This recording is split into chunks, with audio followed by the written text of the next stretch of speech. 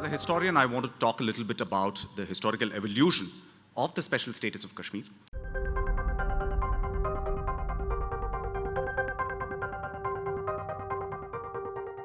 One particular issue that I want to touch upon today is this claim that Article 370 in some ways was instrumental in fostering separatism and indeed in insurgency and terrorism in the state of Jammu and Kashmir.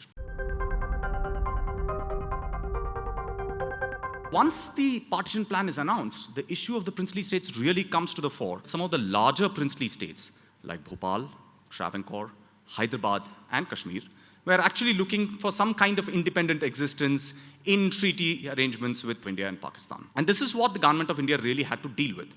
And the person who came up with a very simple and straightforward solution to this problem was the secretary to the Ministry of States, VP Menon, who worked for the Minister of States, Sardar Patel. So Menon basically said that drawing on a provision in the Government of India Act of 1935, we could ask all states to accede to the Union on just three subjects: foreign affairs, defense, and communication, with the proviso that on all other subjects, the particular state will continue to exercise jurisdiction. They would have an opportunity to continue or decide what they want going forward. Now, it was on this basis that the accession of most of the states happened before 15th of August 1947. On the day of independence, there were three important states which were more or less holdouts to this pattern of accession. These were Junagadh, Hyderabad, and Kashmir. Junagadh and Hyderabad had Muslim rulers, but Hindu majority populations, whereas Kashmir had the opposite composition. The ruler was a Hindu, but the majority of his population was Muslim. And it is interesting to note that it is actually in the context of Junagadh that the government of India, after a lot of internal deliberation, first offered to hold a plebiscite. It was not offered in the case of Kashmir. Kashmir actually comes much later.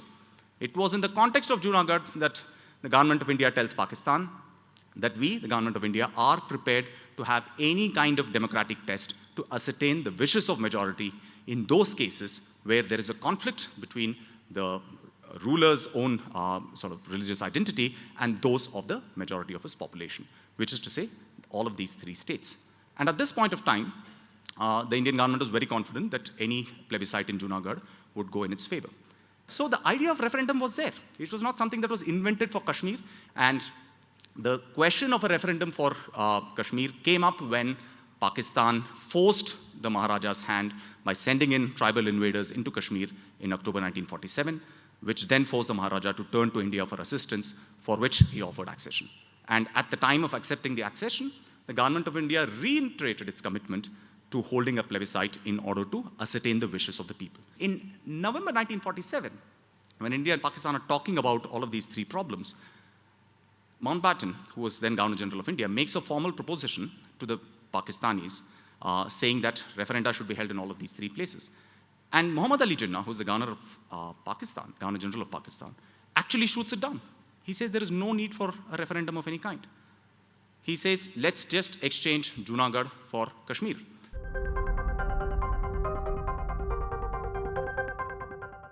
You take Junagadh, we take Kashmir.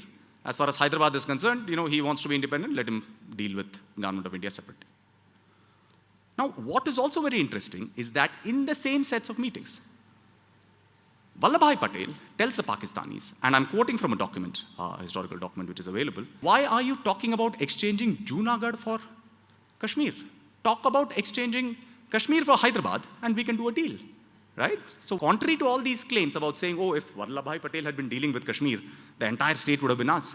He was actually at this point of time prepared to trade off Kashmir for Hyderabad. And rightly so. Hyderabad is, as you all know, squarely in the middle of India. And that was, to him, the most important issue to be dealt with, not Kashmir. And in fact, this is not a secret. On 11th of November 1947, when the Indian army moved into Junagadh, Vallabhbhai Patel went and made a public speech where he mentions the same point. He says, we told the Pakistanis that if you can give us Hyderabad, we are willing to give you Kashmir, right? So that should put rest to some of this sort of notion currently prevailing, that the problem of Kashmir basically would have never happened if people like, Vallabhbhai Patel were in charge. One of the people who was in the Indian cabinet at that point of time was Dr. Syama Prasad Mukherjee. Mukherjee later became the founder of the Janasangh, which is the precursor to the Bharatiya Janata Party. And the Janasangh was actually founded on one of the first sort of founding charter demands was the revocation of the special status of the state of Kashmir. So in 1952, when these issues were being discussed, Shyama Prasad Mukherjee is asked in a parliamentary debate, and this is again online. He said, listen, you're saying all these things today about Kashmir, but weren't you a party to the decision to take this to the United Nations? Shyama Prasad Mukherjee says, yes, I was. The cabinet discussed it. It was a collective decision. We took it. I have no reason to back off from all of those things, right? Which only goes to remind us that people like Shyama Prasad Mukherjee had a certain fidelity to historical facts, which our current WhatsApp universities don't. Yeah? The Maharaja of Jammu and Kashmir accedes to the Union of India in October 1947. The instrument of accession specifies only 3 issues: foreign affairs, defense, and communication. In March 1948, the Maharaja appoints an interim government, which is led by Sheikh Muhammad Abdullah, who is the stalwart leader of the Kashmiris at that point of time. The interim government is also tasked with convening an assembly, a constituent assembly, to frame the constitution for the state of Jammu and Kashmir. Now, because they had only acceded on 3 subjects, they had all the right to form their own constitution and decide what else they wanted to do. Concurrently, Sheikh Abdullah and 3 of his colleagues joined the Constituent Assembly of India in order to negotiate what the constitutional relationship between the constitution that was being drawn up for India and the state of Jammu and Kashmir should be. That contrary to what is being claimed today, Sardar Patel was actually the architect of Article 370. In fact, when all of these things were happening, Jawaharlal Nehru was in the United States on his first state visit. And Patel writes a very interesting letter to him saying, there was a lot of discussion about whether we should create this kind of special status within the Congress party, parliamentary party. And after a lot of discussion, I was able to prevail upon them to agree to this.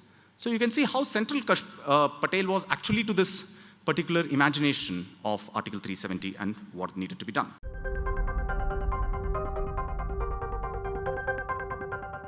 The reason Kashmir state did not want to accept the fundamental rights provisions of the Indian Constitution when the Constitution was coming into being was because one of the fundamental rights was the right to property. And Sheikh Abdullah had something called a Naya Kashmir agenda, which was his political blueprint for the state of Jammu and Kashmir, which envisaged very large-scale agrarian reforms. Now, under the old, princely dispensation, very large amounts of the state's lands were in the forms of what you would call as jagirs, many of which were actually owned directly by the state or by the Maharaja and his extended kin. So Sheikh Abdullah was very clear that land had to go to the tiller. And in order to do that, they would have to be taken away from the Jagirdars. And he was very clear that the Kashmir state should not provide any compensation for it. Now, if you enshrined right to property as a fundamental right, then the question of compensation automatically comes into play.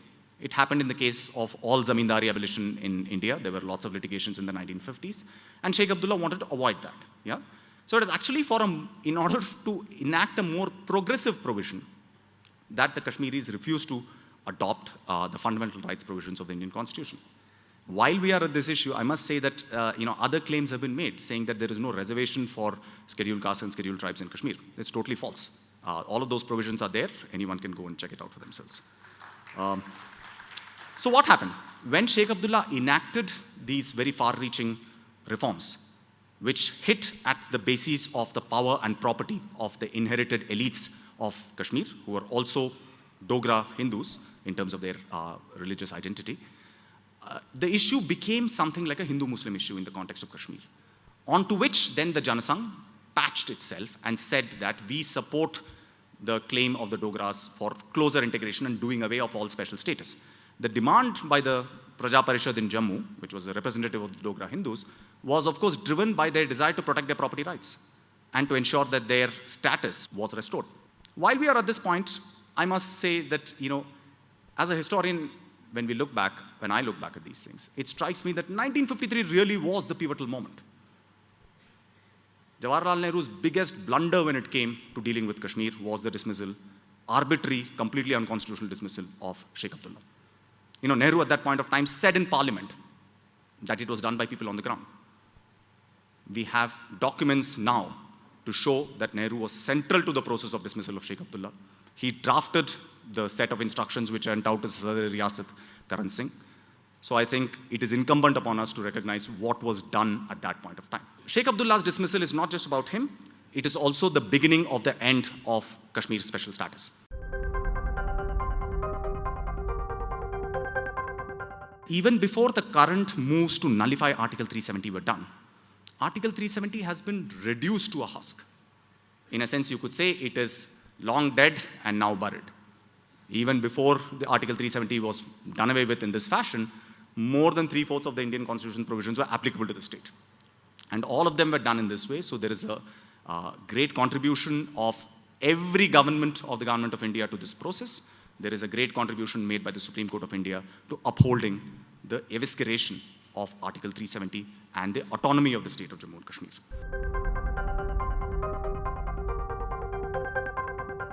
So what we have to think about today is, at a time when all the pro-India leaders have been discredited at one stroke, are we really going to have a group of new leaders who can hold the state and make a case why being with India is better for them and still command popular support?